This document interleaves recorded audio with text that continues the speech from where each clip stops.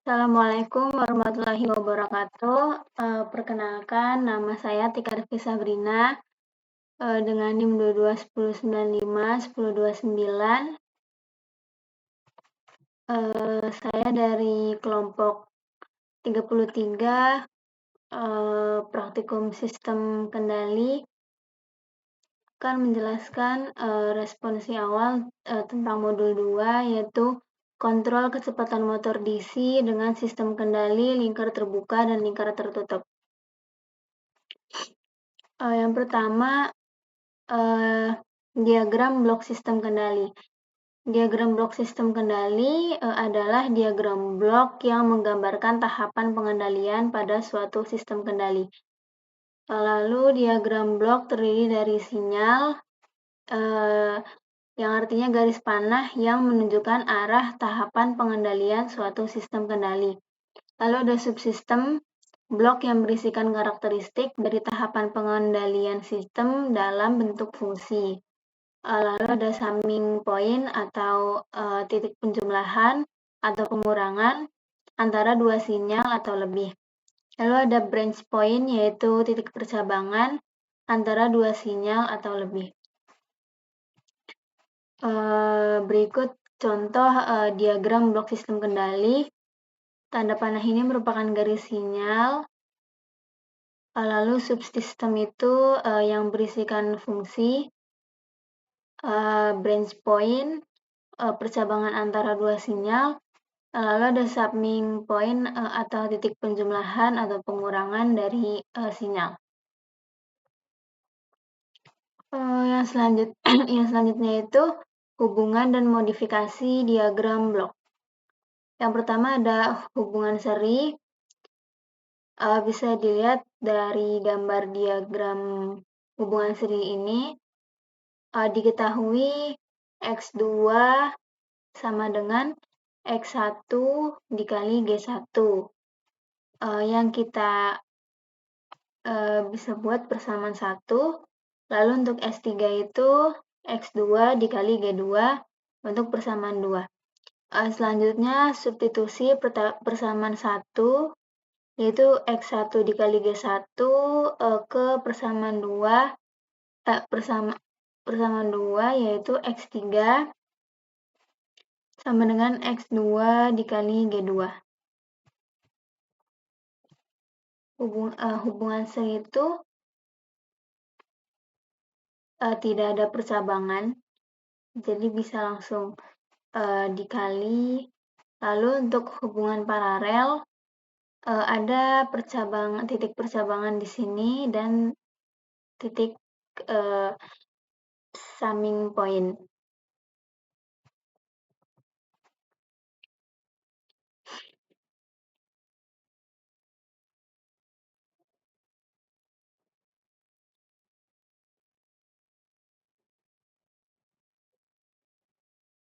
Lalu hubungan paralel itu dari blok diagram di atas diketahui untuk X2 sama dengan X1 dikali G1. Dan untuk X3 yaitu X1 dikali G2. Pada blok diagram di atas terhubung ke titik penjumlahan sehingga untuk X4 yaitu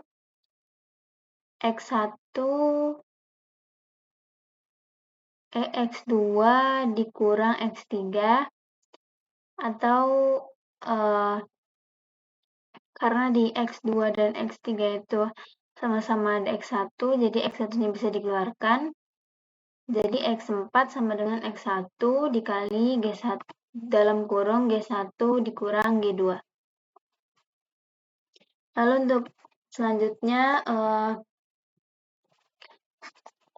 modifikasi diagram blok untuk pergeseran titik percabangan dari sebelum sistem ke setelah sistem. Terlihat pada gambar yang pertama itu, titik percabangan ini terletak di sebelum subsistem. Dan ketika sudah dimodifikasi, terdapat terbentuk sistem baru yaitu sinyal A, maka X1 dikali G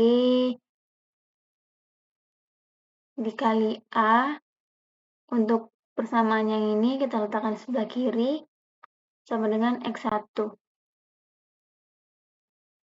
Karena ada sama-sama X1 bisa dicoret, jadi A sama dengan 1 per G.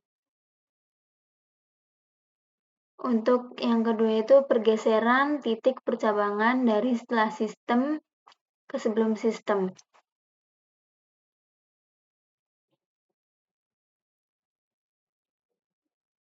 Titik percabangan ada di setelah subsistem dan dimodifikasi ke sebelum sistem. Untuk persamaannya X1 dikali A sama dengan X1 kali G.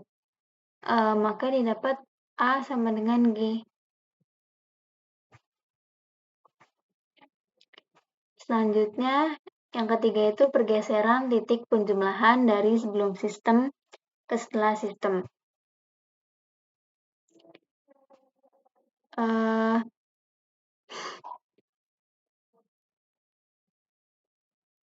Ketika dimodifikasi, yang persamaan titik penjumlahan sebelum sistem itu X3 sama dengan X1 dikurang X2 dikali G. Maka X3 sama dengan X1 dikali G dikurang X2 dikali G. Dan untuk yang sudah dimodifikasi yaitu X3 sama dengan X1 dikali G dikurang X2 dikali A. Lalu persamaannya kita substitusi menjadi X1 kali G dikurang X2 dikali G sama dengan X1 dikali G dikurang X2 kali A, sehingga didapat G sama dengan A. Untuk yang keempat, pergeseran titik penjumlahan dari setelah sistem ke sebelum sistem. Untuk titik penjumlahan dari setelah sistem, persamaannya X3 sama dengan X1 dikali G dikurang X2. Dan setelah titik penjumlahan dimodifikasi ke sebelum sistem, X3 sama dengan X1 dikurang X2 dikali A dalam kurung lalu dikali G. Selanjutnya X1 dalam kurung X1 dikurang X2 dikali A dikalikan G sama dengan X1 kali G dikurang X2. Maka persamaan akhirnya itu A sama dengan 1 per G. Selanjutnya itu sistem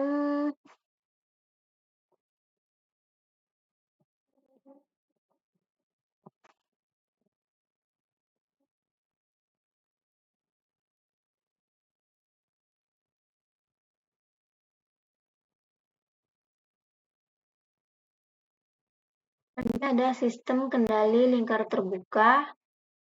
Sistem kendali lingkar terbuka adalah sistem kendali yang tidak memiliki umpan balik.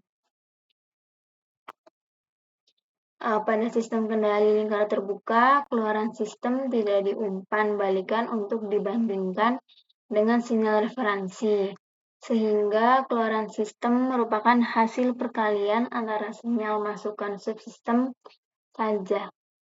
Untuk diagram bloknya seperti ini, dia tidak ada feedback.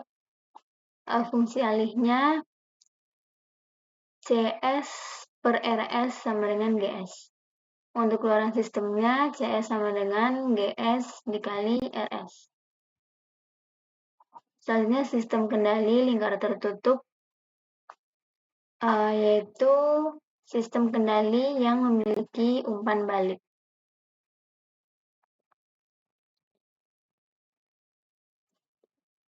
Keluaran sistem diumpan balikan untuk dibandingkan dengan sinyal referensi. Hal ini berguna agar keluaran sistem bisa sesuai dengan sinyal referensi. Untuk bentuk blok dari sistem kendali lingkar tertutup, yaitu seperti ini. Fungsi alihnya, yang pertama CS sama dengan ES dikali GS, lalu ES sama dengan RS dikurang BS,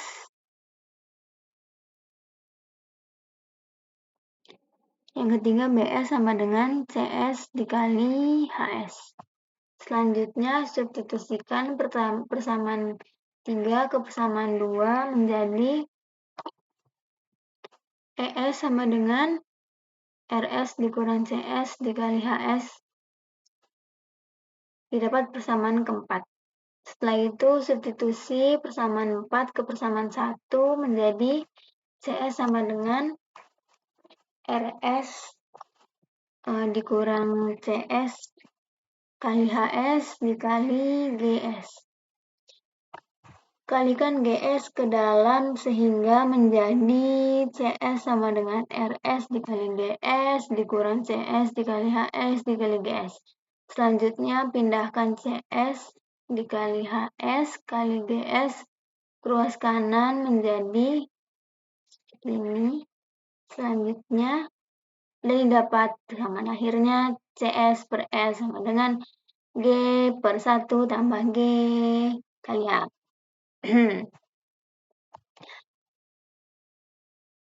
Selanjutnya, pengendali PID adalah controller. PID digunakan untuk memperbaiki performansi sistem melalui perbaikan respon sistem yang dihasilkan.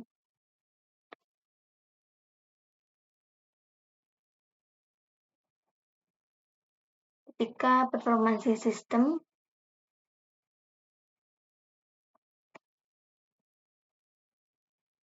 bagus,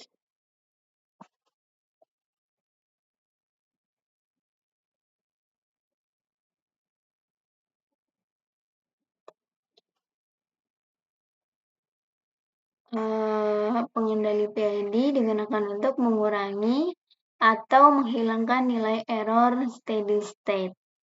Yang kedua, meningkatkan kecepatan respon untuk mencapai set point. Ada beberapa pengendali PID. Yang pertama, pengendali proporsional, yaitu jenis kontrol ini menghasilkan output yang sebanding dengan nilai input. Dalam domain waktu, hubungan antara sinyal error E dengan sinyal kontrol U dinyatakan dalam persamaan UT atau sinyal kontrol sama dengan KP konstanta proporsional dikali ET, nilai error. Dan bentuk domain Laplace-nya yaitu US per ES sama dengan konstanta proporsional. Karakteristik pengendali proporsional yang pertama, jika KP diperkecil, maka respon sistem akan semakin lambat dan rise time akan semakin lama. Yang kedua, jika KP diperbesar, maka respon sistem akan semakin cepat atau mendekati steady state dan rise time akan semakin meningkat. Akan semakin singkat. Yang ketiga, jika KP terlalu besar, maka respon sistem akan semakin tidak stabil atau ada overshoot atau osilasi terlihat jelas.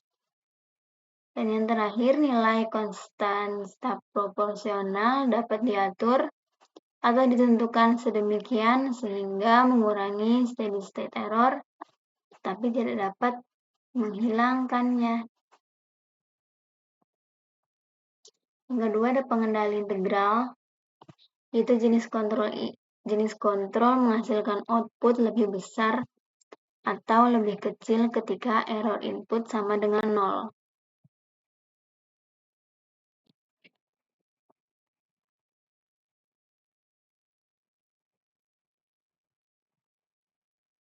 Dalam pengendali integral, nilai error E diumpankan sebagai laju perubahan sinyal kontrol U sebagaimana dinyatakan dalam persamaan UT atau sinyal kontrol sama dengan KI diintegralkan dengan error T dt.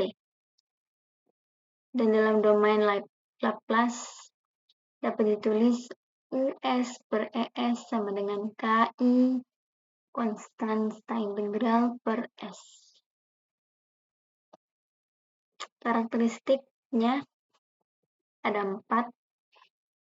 Keluaran pengontrol integral membutuhkan jeda sehingga pengontrol integral cenderung memperlambat respon. Ketika sinyal ESS 0, maka output tetap akan bertahan pada nilai sebelumnya. Yang ketiga, jika sinyal ESS tidak 0, maka output akan menunjukkan kenaikan atau penurunan yang dipengaruhi oleh nilai ESS dan nilai konstanta integral. Yang keempat, konstanta integral atau KI yang sangat besar akan mempercepat hilangnya error dan meningkatkan osilasi. Yang ketiga, pengendali derivatif, yaitu menghasilkan output yang merupakan diferensial dari input. Namun, pengendali derivatif tidak dapat mengeluarkan output tanpa adanya perubahan input. Pengendali derivatif akan memberikan suatu sinyal kontrol U yang bersesuaian dengan turunan laju perubahan sinyal error E. Samanya UT per ET sama dengan KD dikali DET per DT. Atau dalam bentuk Laplace-nya US per ES dikali KDS. Karakteristik pengendali derivatif yang pertama, tidak dapat menghasilkan output jika input tidak berubah atau tidak ada perubahan input. Yang kedua, jika nilai error berubah terhadap waktu, output yang dihasilkan tergantung dari nilai KD dan laju perubahan error. Yang ketiga, pengontrol diferensial mempunyai suatu karakter untuk mendahului, sehingga pengontrol ini dapat menghasilkan koreksi yang signifikan sebelum sistem mengalami error terlalu tinggi, sehingga dapat meningkatkan stabilitas sistem. Yang keempat, dengan meningkatkan nilai konstanta derivatif, dapat meningkatkan stabilitas sistem dan mengurangi overshoot. Yang keempat, pengendali proporsional integral. Jenis kontrol ini menghasilkan output yang merupakan diferensial dari input. Namun, pengendali ini tidak dapat mengeluarkan output tanpa adanya perubahan input.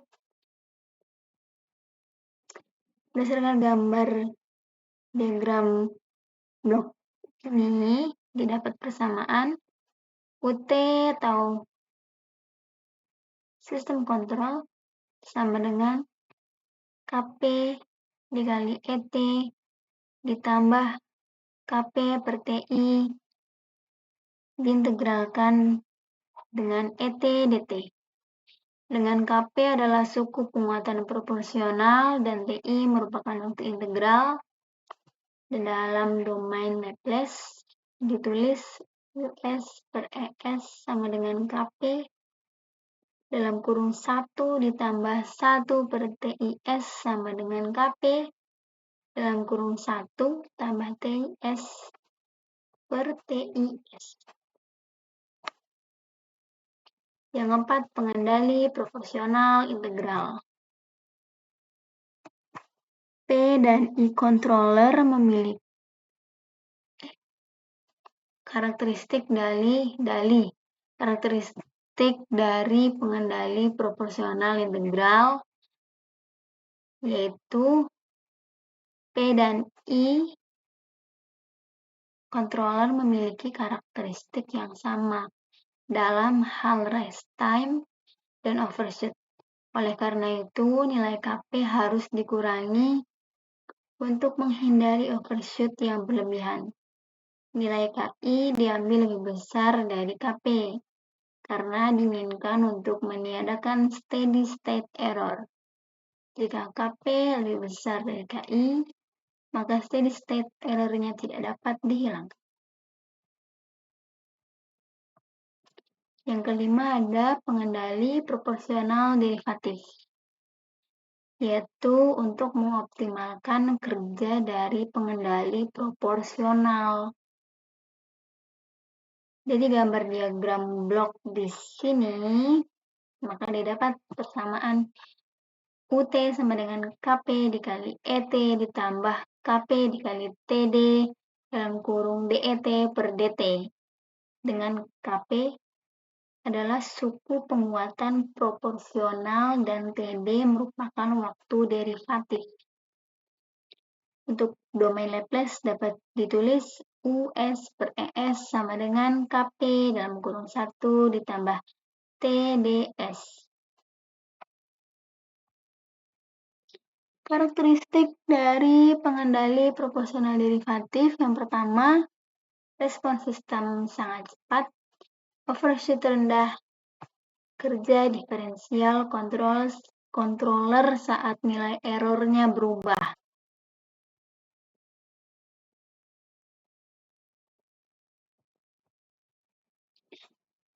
Yang keenam, pengendali proporsional integral derivatif. Jenis kontrol ini menggabungkan pengendali proporsional, integral, dan derivatif. Dari diagram blok ini, maka didapat persamaannya UT sama dengan KP dikali ET ditambah KP per TI integral ET DT ditambah KP dikali TD dalam kurung DET per DT. Dengan KP adalah suku penguatan proporsional, TI waktu integral, dan TD merupakan waktu derivatif. Dan bentuk Laplace-nya yaitu US per ES sama dengan KP dalam kurung 1 ditambah TIS ditambah TI ditambah T dikali TD dikali S kuadrat per TIS. Untuk karakteristiknya, yang pertama memperbaiki respon transient, menghilangkan nilai error steady state, dan mengurangi overshoot. Selanjutnya ada parameter tanggapan peralihan.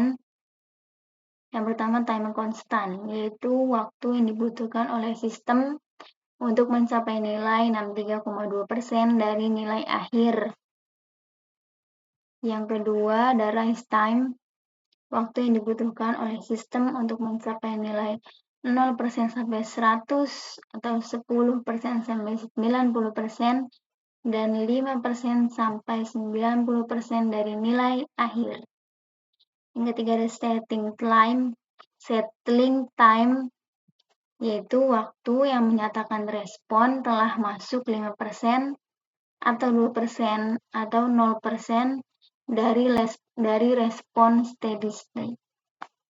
Yang keempat, delay system atau waktu yang dibutuhkan oleh respon untuk mencapai setengah dari nilai akhir pertama kali. Yang kelima, maksimum persen overshoot, yaitu nilai puncak maksimum dari respon sistem yang diukur dari nilai sistem saat kondisi steady state.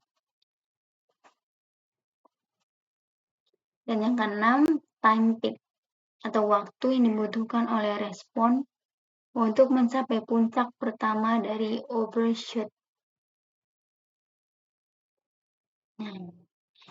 Dan terakhir ada metode Turing PID.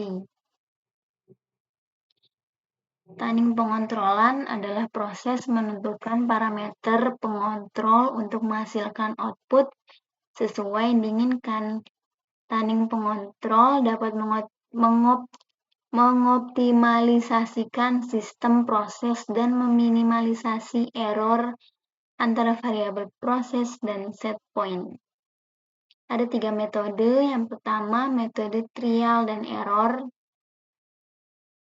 Metode trial dan error dalam tunning PID, proporsional, integral, derivatif, adalah salah satu pendekatan yang umum digunakan untuk menentukan parameter yang tepat untuk mengendalikan suatu sistem. Pendekatan ini melibatkan pengujian berulang-ulang dari nilai-nilai parameter PID untuk melihat bagaimana mereka mempengaruhi respons sistem, kemudian menyesuaikannya berdasarkan hasil yang diamati. Yang kedua ada metode Ziegler-Nichols adalah metode heuristik yang digunakan untuk menyetel pengontrol PID. Metode ini dikembangkan oleh John G. Ziegler dan Nathaniel B. Nichols pada tahun 1942. Metode tunning ini dilakukan dengan eksperimen. Asumsi model belum diketahui atau plan tidak diketahui. Metode ini bertujuan untuk mencapai overshoot maksimum 25% terhadap masukan step. Dan metode yang terakhir yaitu Cohen-Cohn